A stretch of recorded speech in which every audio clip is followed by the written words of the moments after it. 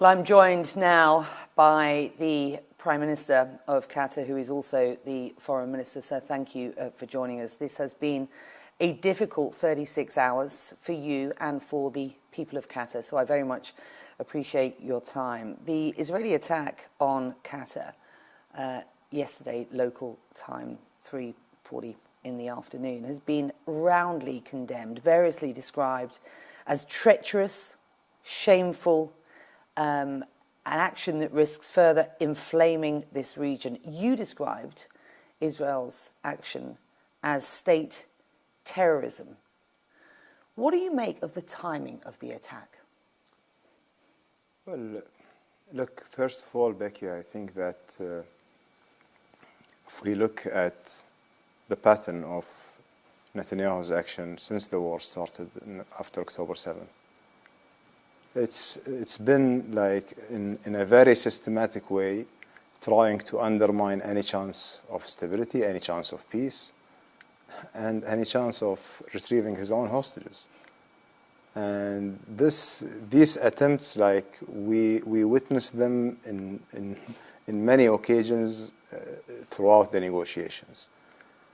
Now, when we reached to a very critical moment that he claims that, according to his intelligence, which is something like very publicly known for everyone, that I was meeting with the leadership of Hamas. Hamas leadership are discussing, the negotiation team are discussing the proposal of President Trump during that time. This was Monday, this week. Actually, everything about the meeting is very well known for the Israelis and for the Americans. And this is nothing. It's not something that we are hiding, or as some marginal people are saying, harboring or whatever. We have to go back to the origins. Now, the attack that happened on Qatar territory, it's happened on our sovereignty. This is number one. Number two, Qatar is a mediator that's been mediating many conflicts. Qatar, when Hamas office was established, was done with coordination, request by the Americans, by the Israelis. They've been using it as a communication channel for them, for Gaza, for all those years. And I'm sorry here, any Israeli politician who today is trying to, to portray himself that he's away from this. This happened under Netanyahu's government, under Bennett government, under Lapid government, under Netanyahu's government again. Any agency says that no, they are not involved. It's not true. Mossad, Shabak, and the Ministry of Defense were involved in that.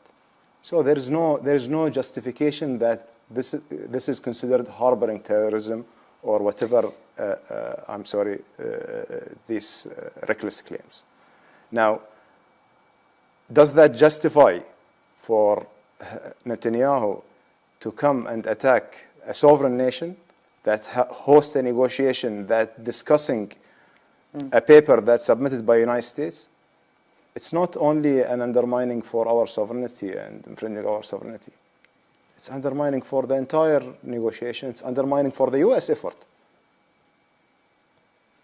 This is the country that's hosts the CENTCOM. How come we never thought that even there is like a very minimum level of manners and ethics? This has crossed it. I mean, honestly, I have no words to express how outraged we are from such an action. If you could describe it in one word, what would that be? This is state terror. That's what I call it. Do you feel betrayed? We are betrayed, yeah. By the US? No, I cannot say it's by the US. The US has expressed in many occasions their support to us.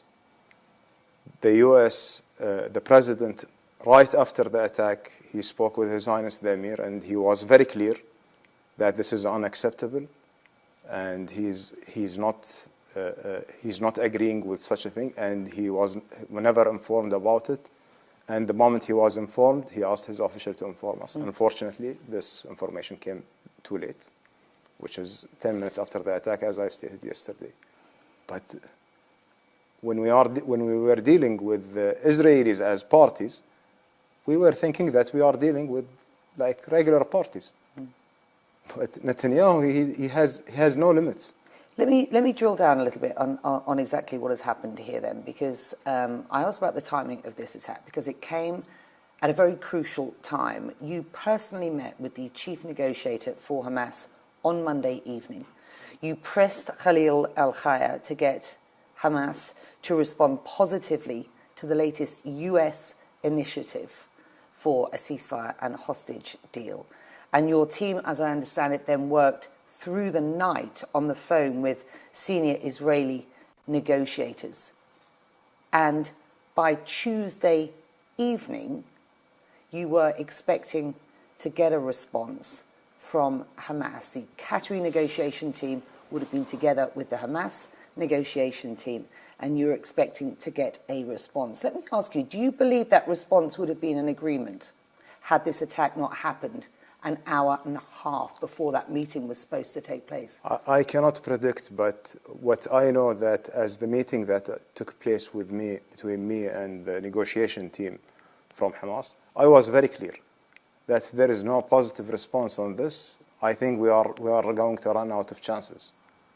And they were promising that this is not their own decision. They have to consult. They have their own structure, and it will take them time. And I told them that you have until Friday. Friday was the time set for me to meet with, together, myself, the Egyptian chief of intelligence, with the participation of Turkish intelligence, with Steve Witkoff, in order to give him a positive response to find a way forward for this stalemate that we are in the negotiation. And by the way, at the same day, I was meeting one of the hostages' family that morning, the morning of the attack, carrying a message that the families, they are counting on this mediation. They have no other hope for that. And I think that what Netanyahu has done yesterday, he just killed any hope for those hostages. Well, in the past hour, he has doubled down on his position.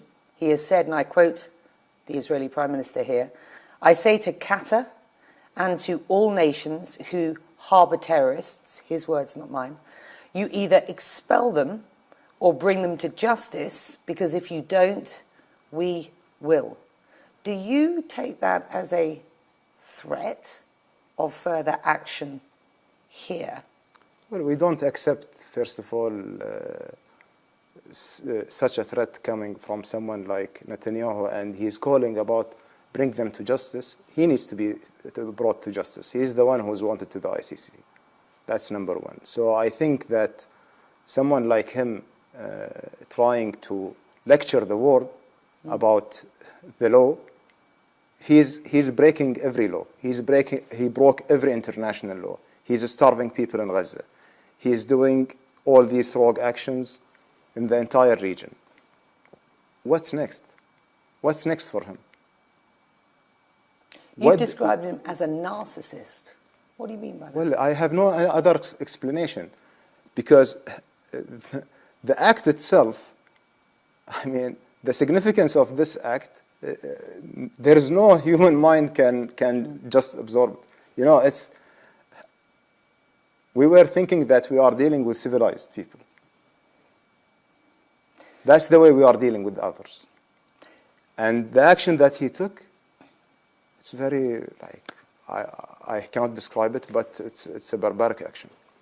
Prime Minister, did you ever believe that hosting Hamas here, at the request of the United States over the years, and mediating talks here, at the request of the United States and others, was running a risk that Hamas would be targeted here, which would be an attack on Qatar soil? Never, because have you ever heard about a neutral country that mediates conflicts being attacked because they are hosting the talks from one of the parties of the conflict? It's never happened.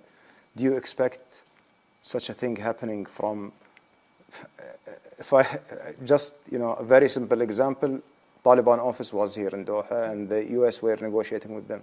Do we expect the US to attack Taliban office and this is justified? because of something happened in Afghanistan.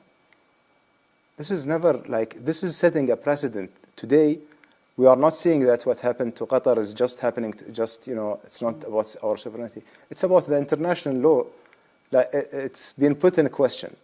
Now we are at a detrimental moment. The international community, do they want a rule-based order?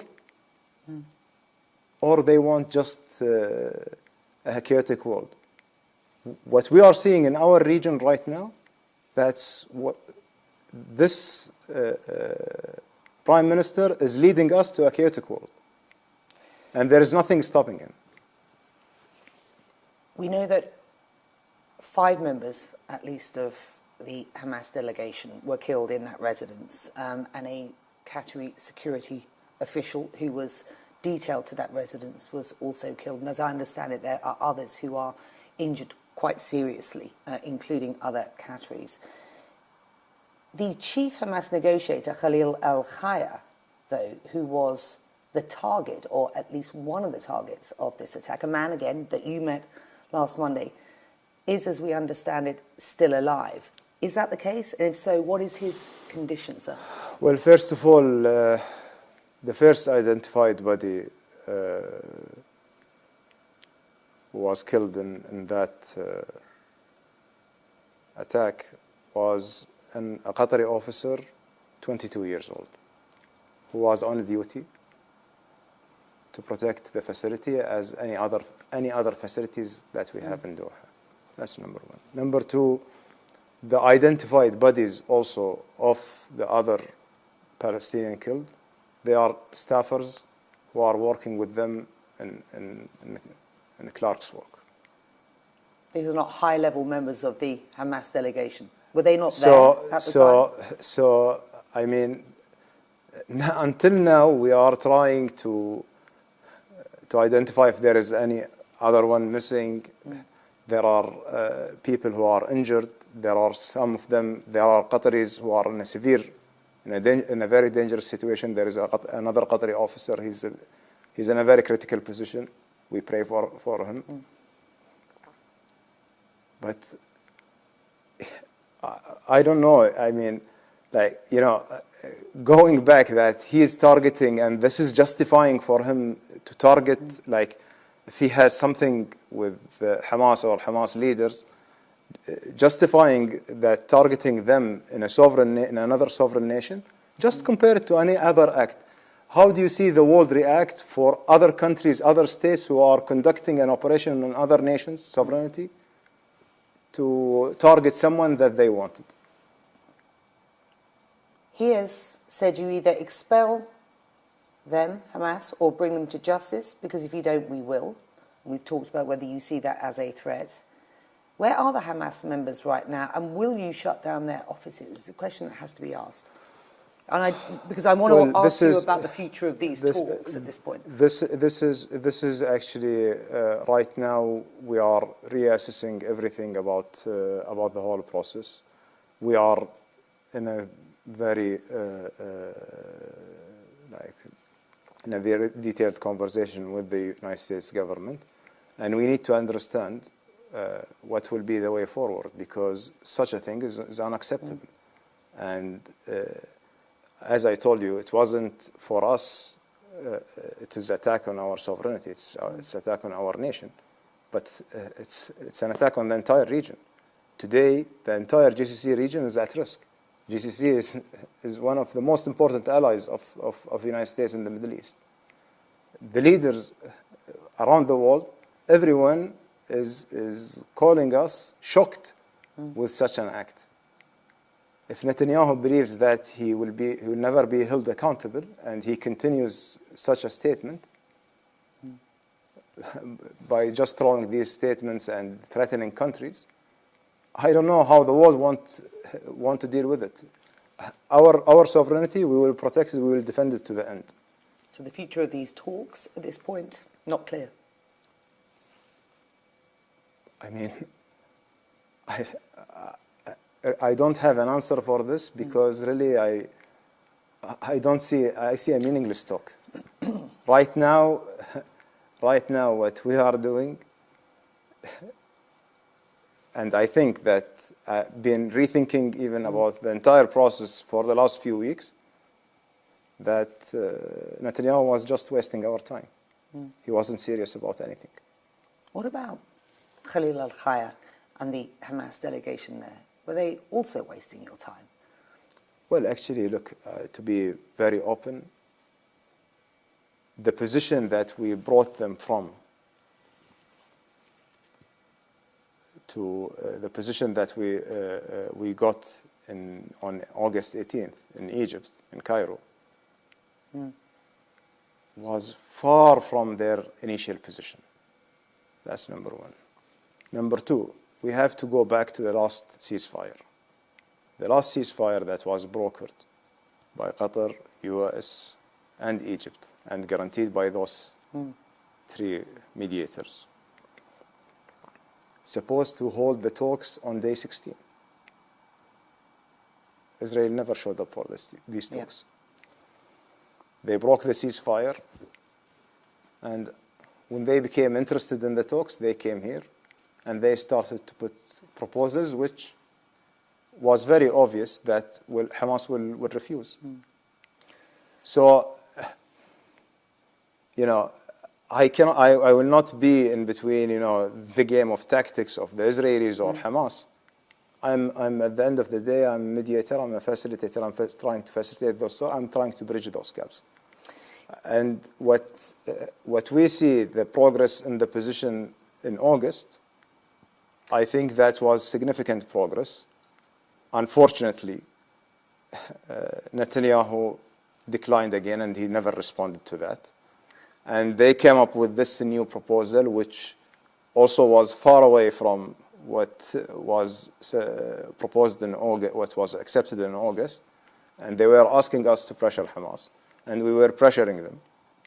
And we were progressing toward that direction. I have to ask you again, Khalil al-Khayr, where is he and how is he? Until now, there is no official declaration. Where is he? Do you expect from me to declare today? Can I ask you, are you satisfied with Donald Trump's response? I mean, defense and diplomatic coordination have anchored these close US-Qatari ties. You host thousands of US troops here. Washington has designated Qatar a major non-NATO ally. Are you satisfied with Washington's response? I think this is what we heard from the president was a very strong message, reiterating his commitment to the partnership of Qatar, expressing that this is unacceptable to be attacked, and we highly appreciate that. And I think the actions should follow. And right now, I'm following up with all the US officials in order to see what kind of actions can be taken. As we speak, do you believe the US is any longer a reliable security guarantor for Qatar and indeed for the wider region? And you retain your right to respond, and I wonder what that response might look like and what it might look like from the wider region. For example, do you think the time has come for your Gulf neighbours to suspend the Abraham Accords? I mean, what is this response going to look like? Well, there are. I think we have to distinguish between two things.